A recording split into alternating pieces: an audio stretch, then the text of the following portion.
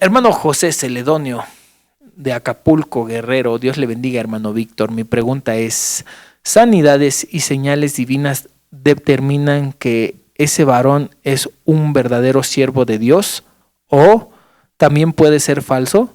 Y si un hombre no tiene estas señales, ¿puede ser un verdadero siervo de Dios? Es una pregunta que va a permitir que se clarifique la respuesta, va a permitir que se clarifique el poder calificar justamente y desmentir a aquellos predicadores que se les tiene como siervos de Dios, solo por poner cuidado en un solo rasgo, como vendría a ser el que menciona nuestro hermano aquí, señales y milagros. El tema sé que amerita mucho tiempo, pero vamos a tratar de ser breves al explicar que los dones no tienen nada que ver con la santidad. Cuando tú estudias los dones en 1 Corintios capítulo 12, hay 9 dones dados a la iglesia y algunos de esos dones son de forma muy destacable en el ministerio, porque no puedes tener un predicador si no tiene el don de sabiduría, o un pastor sin el don de sabiduría, ya que es el que nos permite aconsejar, el que nos permite asesorar a los que trabajan junto con nosotros, etc.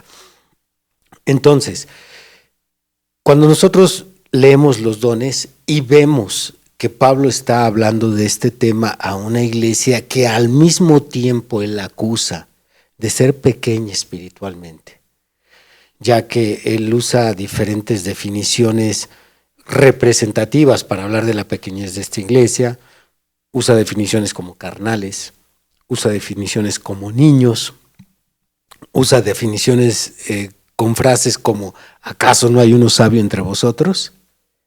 Y a pesar de la pequeñez de esta iglesia, con todo y eso los está instruyendo en un tema de dones. Usen los dones de esta manera. No usen el don de lenguas de esta forma, úsenlo de esta forma. El que tiene profecía, si va a profetizar, espérese, que sea en turno. El que interpreta lenguas, miren, manéjelo de esta forma. Y tú te quedas con la boca abierta y dices, ¿cómo? ¿Cómo es posible que una iglesia que no podían resolver un problema tan pequeño entre ellos, que se ponían a discutir, dice ahí Pablo, frente a los incrédulos? ¿Cómo es posible que tengan a ustedes a uno que vive en incesto con su madrastra y no hayan actuado? Con todo y eso tienen dones. Eso nos prueba claramente que los dones es un tema muy independiente del crecimiento espiritual y muy independiente de la santidad, que sería una forma diferente de hablar del crecimiento espiritual. Por lo tanto, puede haber dones sobre un cristiano o sobre un ministro, y nunca debemos de ver ese don como un sinónimo de una vindicación de que ese hombre es un hombre espiritual, maduro, o que Dios lo levantó para ser un predicador. Tenemos también el ejemplo cuando el hermano Branham empezó a ir a esas primeras reuniones de lo solo Jesús, que por ahí uno se levantó a hablar en lenguas y después otro, y al final él fue a entrevistarse con ellos con el fin de que él pudiera hacer contacto con su espíritu. Y él menciona, uno era un cristiano genuino, verdadero, pero el otro, dice, era el más grande hipócrita que he conocido en toda mi vida. Correcto, excelente complemento. Y cuando nosotros pensamos en los dones, hay unos que te sacan los ojos. Piensa en el don de sanidad divina. Ahí se menciona, hablando de sanidad divina, se menciona dones, no es un singular, sino varios dones de sanidad divina.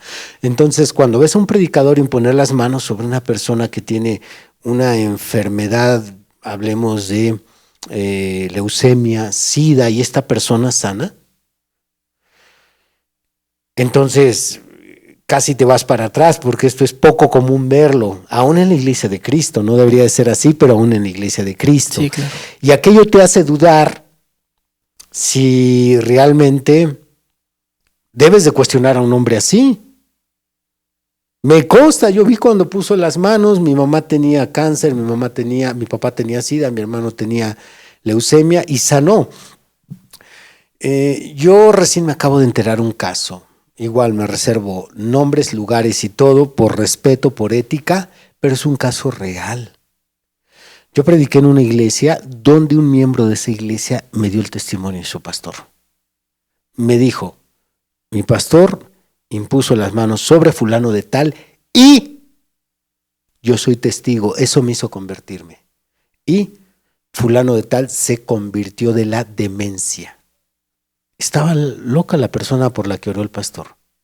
Sin embargo, cuando yo conocí al pastor y vi la forma en que conducía su iglesia, totalmente pésima, un desorden, una desorganización, una falta de visión para acomodar ministerios, actividades, tremenda, tremenda. Y no pasaron muchos años cuando esa iglesia se dividió. Entonces, por un lado vemos que el pastor ora por una persona que está mal de su cabeza y está sana, y por otro lado vemos que se le van muchas cosas de las manos. Entonces, dones no equivalen, manifestaciones sobrenaturales, señales sobrenaturales no equivalen ni a santidad, ni a capacidad, ni a llamamiento a ejercer un ministerio específico. Tenemos que ser cuidadosísimos de delinear todos estos temas, ya que desgraciadamente los que llegan a ejercer un don que, como ya mencioné, sacan los ojos de la congregación por la misma ignorancia de esto que yo estoy explicando ahorita. Por esa ignorancia, muchos se quedan con esa idea equivocada de que ese hombre es un hombre de Dios y no se le debe de cuestionar. Cuando el Señor Jesús habla en parábola de la separación, Él llega a mencionar que habrá algunos que dirán, ¿no hicimos milagros en tu nombre?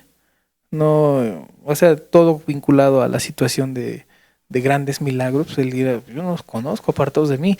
El hecho de que un don haya estado en ellos operando no les garantiza la salvación. Pudieron haber sido unos diablos. Por un lado, y todavía aquí podemos añadir otro elemento más a considerar, y sería el elemento de qué tipo de milagro es. Porque la Biblia habla de milagros mentirosos. Entonces, tanto puede ser un milagro mentiroso como puede ser un verdadero, y eso aplicaría a lo ya explicado. Exacto. Aunque sea verdadero, no equivale a que sea el hombre santo, a que sea verdadero, no equivale a que el hombre sea llamado para ejercer ese ministerio, etcétera. Okay. Así que mi exhortación sería: no se dejen deslumbrar. Yo considero que un hombre de Dios se califica justamente y sin exagerar que es un hombre de Dios por varios rasgos, no por uno solo. Yo diría, por mencionar alguno de ellos, primero, que lleve una vida digna del Evangelio, una vida a la altura de la Biblia, con sus fallas y errores, claro está. Entonces, una vida de santidad. Segundo, que Dios lo respalda con señales sobrenaturales. Y tercero, que podría ser, no sé si el rasgo más eficaz, el fruto. Si hay fruto en su ministerio, el Señor Jesús dijo que el árbol así se identifica. Entonces, si vemos que es un pastor de Dios, podemos ver el fruto en la vida de su iglesia. Un hombre que vela por su rebaño, un hombre que intercede por su rebaño, un hombre que alimenta a su rebaño, que es un verdadero ovejero. Muy bien, pues agradecemos a nuestro hermano